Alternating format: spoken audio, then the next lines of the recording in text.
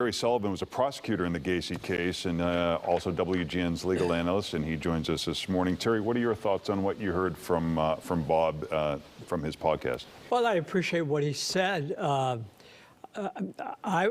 welcome any light into the case all the way along. After all, we didn't have DNA at the time. We didn't have a lot of the scientific Computers. stuff. Pretty much, yeah. And I don't think you're going to find anybody who knows me who's going to say that there's anybody else who doesn't believe that somebody who's innocent should be in prison or certainly be put to death. But having said that, I don't agree with a darn thing that he says. So if he says he can't find any evidence sheet that lists this photo receipt, how would you, is that just a clerical error? Or are you saying that there could be some other missing evidence sheet or? Sure, there could be missing evidence sheets.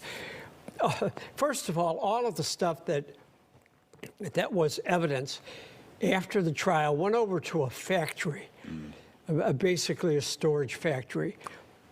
I think maybe on Western or something like that. I can't remember. I've been there many times, where they were all just in different boxes, and who knows what could have happened to them. Let me ask.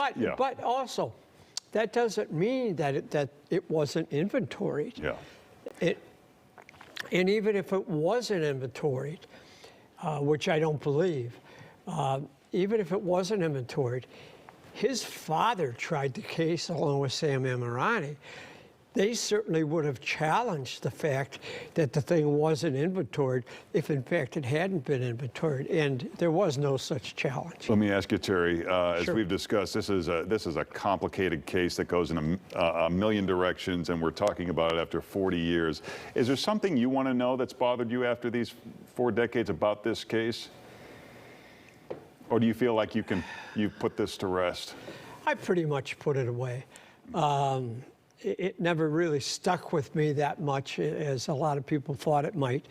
I never had a nightmare. Let's don't start now.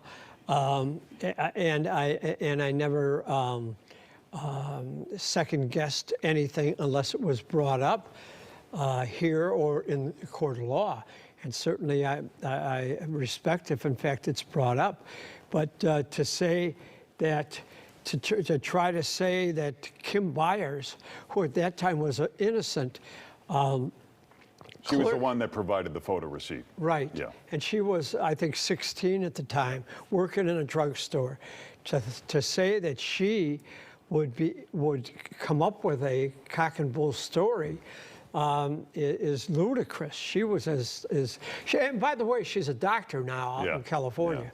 Yeah. And to say that the Des Plaines Police Department at that time would have gone to her and say, hey, make up this story to say that Rob had your coat, when in fact the coat was found there. And you don't buy it. I don't buy it at all. And the last thing, Larry, is in relation to the garbage where Lieutenant Kozak says he found the receipt. He says he found it in the kitchen.